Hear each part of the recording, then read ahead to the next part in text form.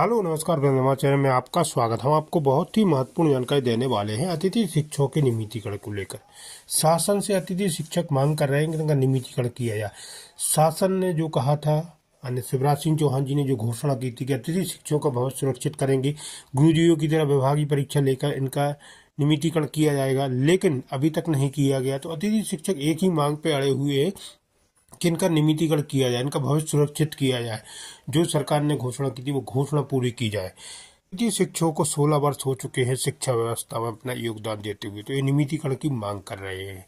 तो मैं पूरी विस्तार से जानकारी देने वाला हूँ, लाइव वार्ता भी आपको सुनाने वाला हूँ। कांग्रेस प्रवक्ता का क्या कहना है और बीजेपी प्रवक्ता का क्या कहना है और प्रदेश अध्यक्ष सुनील परिहार जी का क्या कहना है, अतिथि शिक्षकों के नियमितीकरण को लेकर लाइव वार्ता सुनाने वाला हूँ। बहुत ही महत्वपूर्ण वीडियो है, आप वीडियो में बने रहे, वीडियो पूरा देखें। वीडियो अच्छा लगे तो लाइक जरूर करें और चैनल को सब्सक्राइब जरूर कर लें अपडेट पाने के लिए।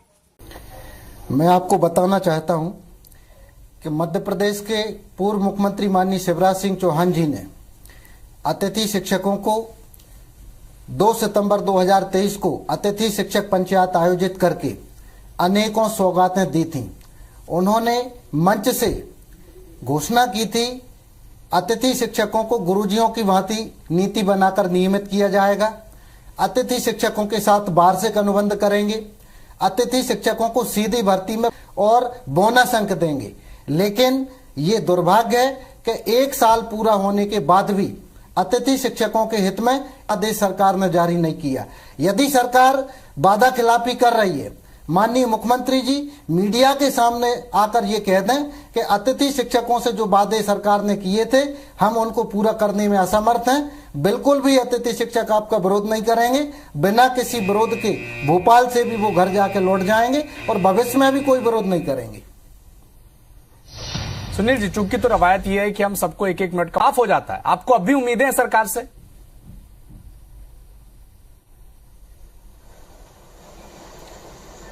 अतिथि शिक्षक पिछले 16 वर्षों से मध्य प्रदेश की चरमराती शिक्षा व्यवस्था को सुधार रहे हैं। माननीय शिक्षा मंत्री जी से कहना चाहता हूं, मुख्यमंत्री क्या है, जीतू पटवारी चले गए, मुलाकात कर ली उनके साथ, अतिथि शिक्षकों के साथ, लेकिन यही जीतू पटवारी जब कमलनाथ सरकार में मंत्री थे तो अतिथि शिक्षकों का प्रतिनिधिमंडल उनके पास भी गया था मिलने के लिए।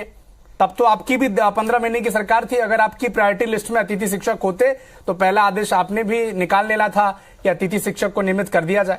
आपने भी नहीं कर पाया, लेकिन आप विपक्ष में हैं तो आप विपक्ष धर्म का निर्वहन कर रहे हैं। तो राजनीतिक परिस्थिति में बड़ा अंतर है।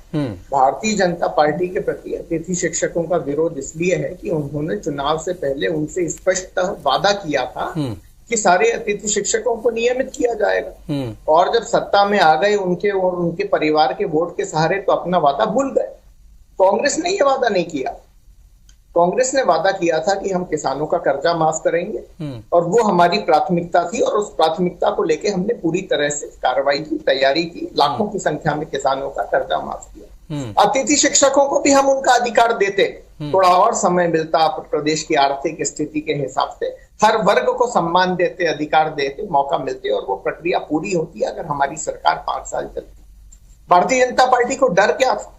डर तो यही था ना कि कांग्रेस की जनता के हित में निर्णय लेने वाली सरकार अगर 5 साल पूरा चल गई तो जिस तरह से किसानों के पक्ष में काम किया वैसे ही शिक्षकों के पक्ष में भी काम करेगी, वैसे ही स्कूल शिक्षा को भी सुदृढ़ बनाएगी, वैसे ही हर वर्ग को अपना अधिकार देगी। और भारतीय जनता पार्टी जानती थी कि अगर 5 साल सरकार चल गई तो फिर कभी भारतीय जनता पार्टी को सत्ता में आने का मौका नहीं मिलेगा।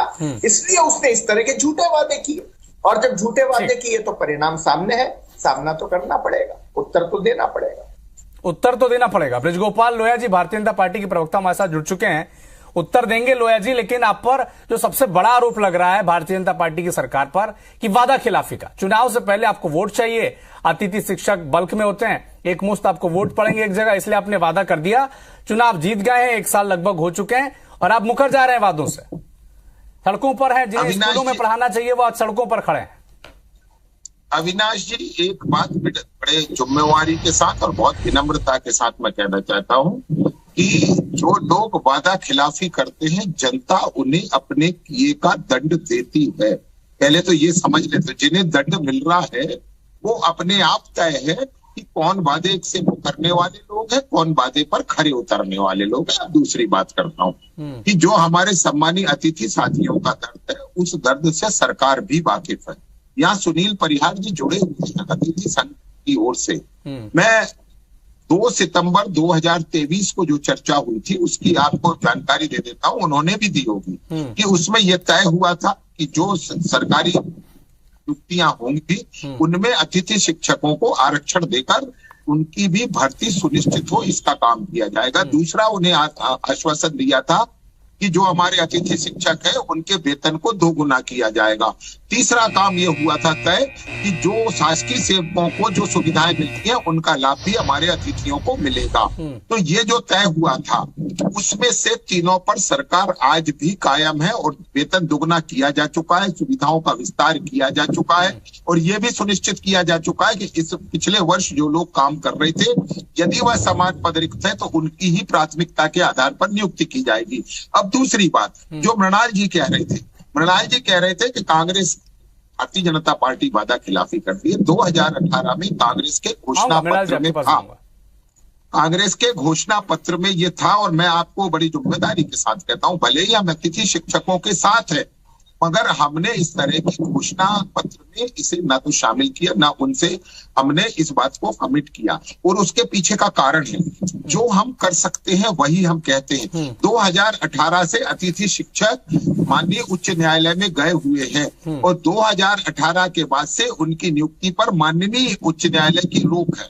दूसरी बात एक और है कि चूंकि रोस्टर का पालन भी करना होता है और मध्य प्रदेश में जो चयनित शिक्षक हैं वो ये कह रहे हैं कि हमारी नियुक्ति की जाए और अतिथियों को हटाया जाए। सरकार को दोनों को विश्वास में रखना है और दोनों के माध्यम से मध्य प्रदेश की शिक्षा व्यवस्था को अलग ऊंचाई तक पहुंचाना है। कुछ सवाल इस बीच ये उठे हैं कि अतिथि शिक्षकों की नियुक्ति कहां पर होती है? जहां पर रिक्त होते हैं, पोस्टिंग खाली होती है, पोस्ट खाली होती है, आप वहां पर रेगुलर शिक्षक की भर्ती कर नहीं रहे, आप अतिथि शिक्षक उस वक्त ले लेते हैं।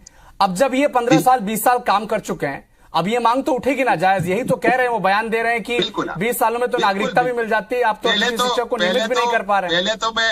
पहले तो मैं अविनाश जी कुछ बातों को बड़ा ईमानदारी से अपडेट करता हूं कि 2013 के उपरांत अतिथि शिक्षकों की नियुक्ति प्रारंभ हुई है। हमारे माननीय सुनील परिहार जी बैठे, मेरी कोई बात गलत होगी तो वो बिल्कुल ईमानदारी से उसे कह सकते हैं कि मैं झूठ बोल रहा हूं, मगर हम झूठ बोलने वाले लोग नहीं।